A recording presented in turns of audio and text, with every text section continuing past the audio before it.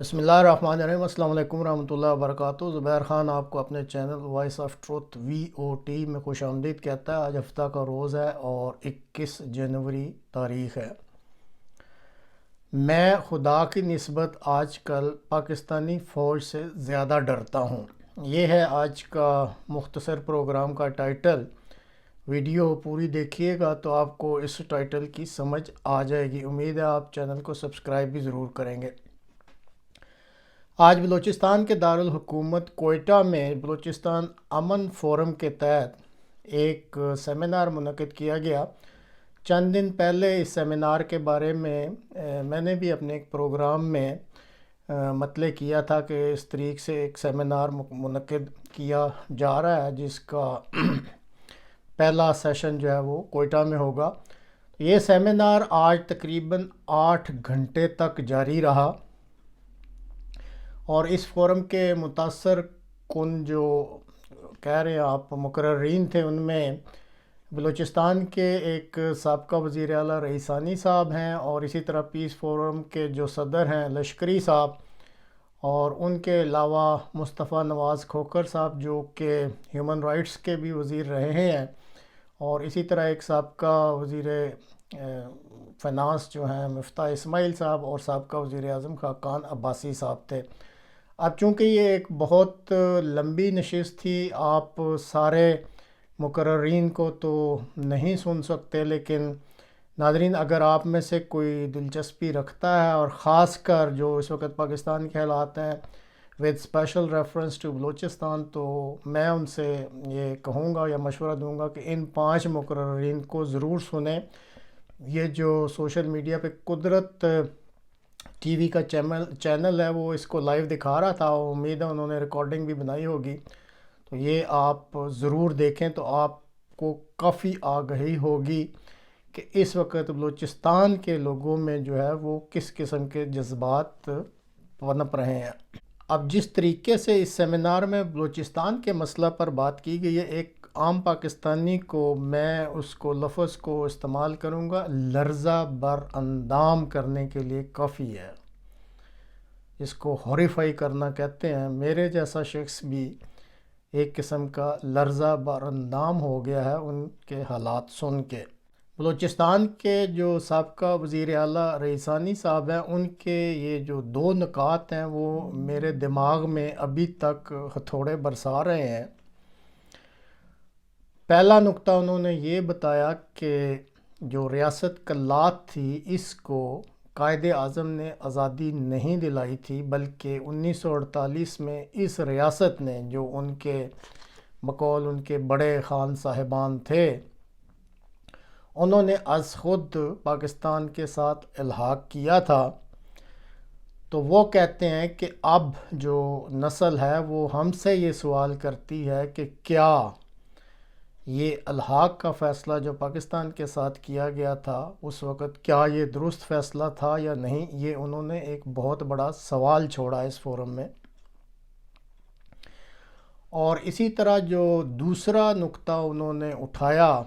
گو انہوں نے اپنی تفصیل بیان کی ہے، لیکن میں نے تو خود پہلی دفعہ سنا ہے کہ وہ کہتے ہیں کہ میرا جو بنیادی اسلام کا عقیدہ ہے، پاکستانی فوج کی زیادتیوں نے اس عقیدے کو تبدیل کر دیا، اور اب میں خدا کی نسبت پاکستانی فوج سے زیادہ ڈرتا ہوں۔ اسی طرح جو دوسری متاثر کن تقریر تھی بلوچستان کے حوالے سے، وہ بلوچستان پیس فورم کے لشکری صاحب کی تھی۔ انہوں نے بھی پاک فوج کی زیادتیوں کا برملا تذکرہ کیا جو کہ اس صوبہ میں کئی سالوں سے جاری ہیں، اور جس طرح وہ واقعات سنا رہے تھے اس طریقے سے تو لگ رہا تھا جیسے وہ سامعین اور ناظرین کے کو نا زناٹے دار تھپڑ جو ہے وہ منہ پہ مار رہے ہیں، اور اس وقت ان کے سامعین میں سے ایک سابقہ وزیر اعظم، ایک سابقہ وزیر ہیومن رائٹس، اور ایک سابقہ وزیر خزانہ بھی موجود تھے۔ وہ بھی سب سر نیچے کر کے یہ باتیں سن رہے تھے۔ انہوں نے جو متاثر کن بات کی، یا جس نے مجھے سب سے زیادہ متاثر کیا،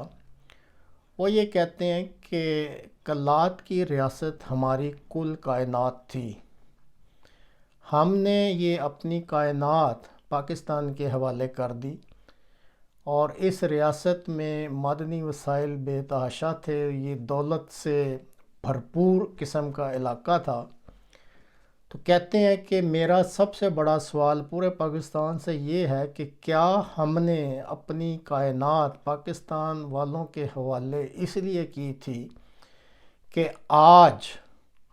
اسی صوبے کی جس میں سب سے زیادہ دولت ہے یا جس سے سب سے زیادہ دولت کمائی جاتی ہے،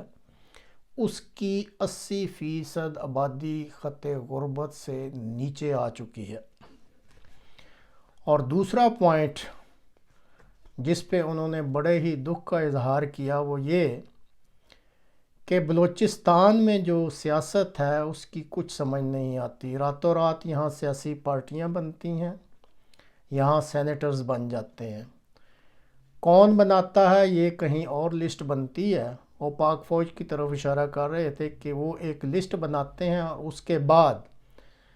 وہ لسٹ جو ہے پھر وہ ڈکلیئر کر دی جاتی ہے کہ انتخابات کے نتیجے میں یہ جو ہیں افراد یہ منتخب ہوئے ہیں۔ اور صادق سنجرانی صاحب کا تو اسپیشلی انہوں نے ذکر کیا کہ اس شخص کو 55,000 ووٹ جو ہیں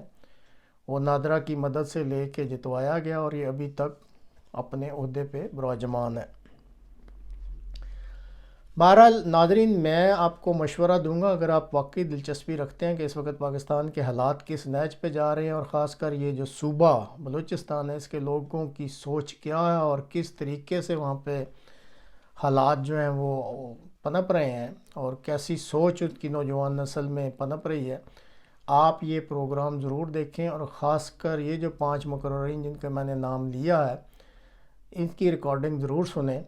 میں نے بھی بڑا عرصہ پاکستان میں گزارا ہے، مختلف تجربات بھی کیے ہیں، مختلف جگہوں پہ ملازمتیں بھی کی ہیں، پاکستان کو پڑھا بھی بہت ہے، لکھا بھی بہت ہے اس کے بارے میں، اور سنا بھی ہے، اور اب بھی مسلسل سنتا ہوں وہاں کے حالات کے بارے میں۔ لیکن جو میں نے باتیں آج سنی ہیں اس سیمینار میں، آپ یقین کریں کہ یہ پہلی دفعہ کوئی ایسی باتیں ہیں جو میرے کانوں میں پڑی ہیں کہ کتنے خوفناک طریقے سے جو ہے وہاں پہ بلوچستان کے عوام کے ساتھ برتاؤ کیا جا رہا ہے، اور خاص کر جب وہ کہتے ہیں کہ 3,000 کلومیٹر کا پیدل سفر کر کے مسنگ پرسنز کے گھر والیاں بہنیں مائیں جب وہاں پہ سپریم کورٹ پہ پہنچتی ہیں اور ان کی بھی سنوائی نہیں ہوتی، تو بڑے جذباتی انداز میں یہ سارا کچھ سنا رہے تھے۔ تو وہ کہتے ہیں آپ بتائیں کہ ان حالات میں پھر ہم کیسے کہہ سکتے ہیں کہ ہم نے جو 1948 میں ہمارے بڑوں نے یہ جو فیصلہ کیا تھا کہ پاکستان کے ساتھ ہم نے الحاق کرنا ہے، ہماری تو یہ ریاست کلات جو ہے وہ آزاد ریاست تھی، تو ہمارے پاس اس کا کوئی جواب نہیں ہے۔ بہرحال یہ ایک کاوش تھی جو کہ بعد میں خاقان عباسی صاحب نے بھی، اور مفتاح اسماعیل صاحب، اور اسی طرح مصطفیٰ نواز کھوکھر صاحب، یہ سب نے عہد و پیمان تو کیے ہیں، حالانکہ یہ خود بھی حکومتوں میں رہے ہیں، کہ واقعی اب ایک ڈیفائننگ مومنٹ آ چکا ہے، اور پاکستان کے عوام کو، اکابرین کو اور اشرافیہ کو یہ ایک فیصلہ کرنا پڑے گا کہ یہ جس طریق سے ملک کو چلایا جا رہا ہے اس طریق سے مزید اس ملک کو نہیں چلایا جا سکتا۔ جتنی جلدی عوام بھی اور یہاں کے اکابرین اور اشرافیہ جو بھی ہیں اس ملک کو چلانے کے ذمہ دار، وہ اس چیز کا احساس کریں کہ یہاں پہ ایک آئین ہے، اور یہاں پہ جو ہے وہ ایک بہت بڑی آبادی بستی ہے، سب کے حقوق ہیں، اور اسی طرح قائد اعظم نے جو رہنما اصول مقرر کیے ہیں جب تک ان کو نہیں اپنائیں گے اس ملک کا آگے چلنا مشکل ہو جائے گا۔ تو یہ چونکہ ایک انتہائی دلچسپ اور انٹرسٹنگ پروگرام تھا، اس لیے میں نے ضروری سمجھا کہ جو ناظرین میرے پروگرام دیکھتے ہیں ان تک یہ میسج ضرور دے دوں۔